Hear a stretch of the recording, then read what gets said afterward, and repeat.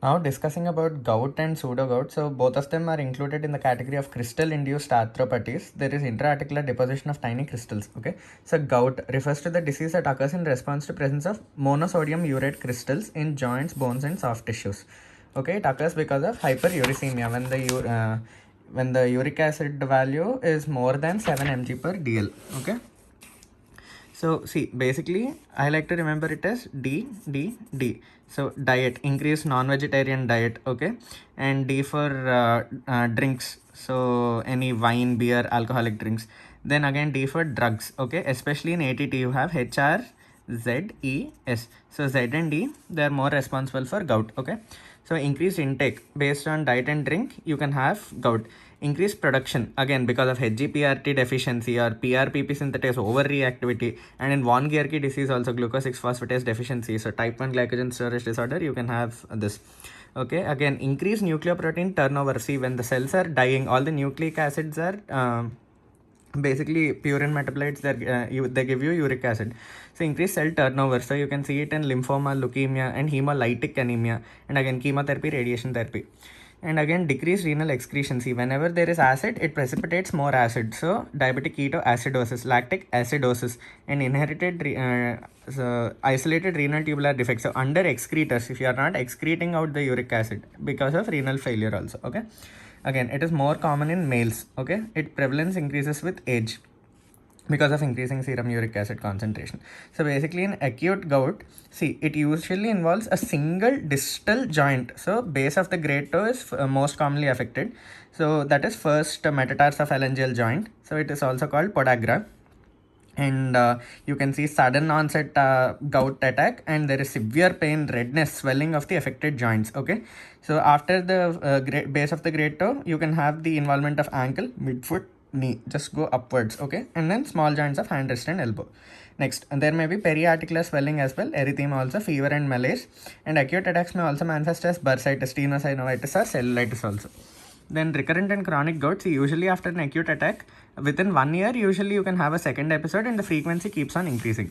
Next, chronic tophaceous gout. See, in chronic gout, you will have deposition of tophi, okay, irregular firm nodules, which are painless and non-tender, okay. So at the usual site, so extensor surfaces of fingers, hands, forearm, etc. And renal and urinary tract manifestations, you can have uric acid stones, and urate deposition in the nephrons. Also it can cause chronic inflammation. Okay, and then investigations, polarizing microscopy. In gout you will find strong negative birefringence. In pseudo-gout you will find positive birefringence. So in histology also, in the biopsy specimens, you can see uric acid levels biochemically, pathologically. Okay, then 24-hour uric acid excretion, urea creatinine again for renal failure to see about under secretors and all that, complete blood picture and all that. X-ray, you can see the degree of joint damage. Next, management. See, acute attack, first control the pain, give oral NSAIDs, and again acute attack you give colchicine. Acutely you give colchicine, okay, but it can cause vomiting and diarrhea. Again, because of a lot of monosodium urate, all this is happening. So if you aspirate all that out, it gives instant relief. Okay, again you can also give intralesional corticosteroids.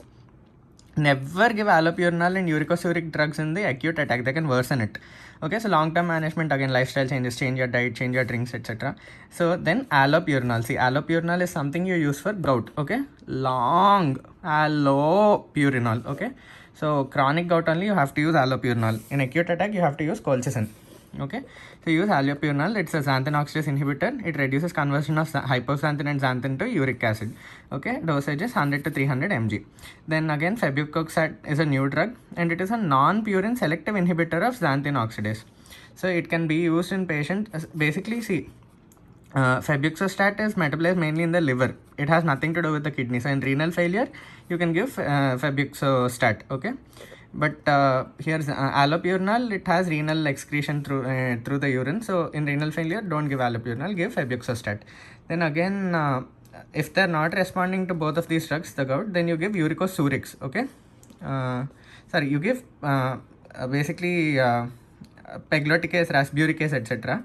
So basically, when other treatments have been unsuccessful, pegloticase, rasburicase, they work because they're recombinant uricases. They convert urate to allantoin. Okay, they break down the urate, so it is more soluble. Okay, you can also give uricosuric drugs like probenecid. but they require more frequent dosing and they're contraindicated in overproducers. Then you have something called pseudo-gout. It is because of calcium pyrophosphate deposition. Okay, so again, it may be associated with chondrocalcinosis also. So that's an X-ray finding.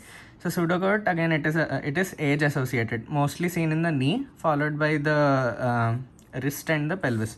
So exact mechanism is not clear. So crystals first develop in the joint cartilage. They move into the synovium and in the joint fluid where they cause inflammation. The acute attack resembles that of acute gout. Okay, pain, stiffness, swelling, etc. So again, frequent association is seen with joint trauma and hyperparathyroidism because calcium is increasing, and also in old age. So basically, joint trauma, it is there. So demonstration of the crystals, okay, positive birefringence here. X-ray may show chondrocalcinosis. Again, management, so aspirated, intralesional steroid, and oral NSAIDs and colchicine.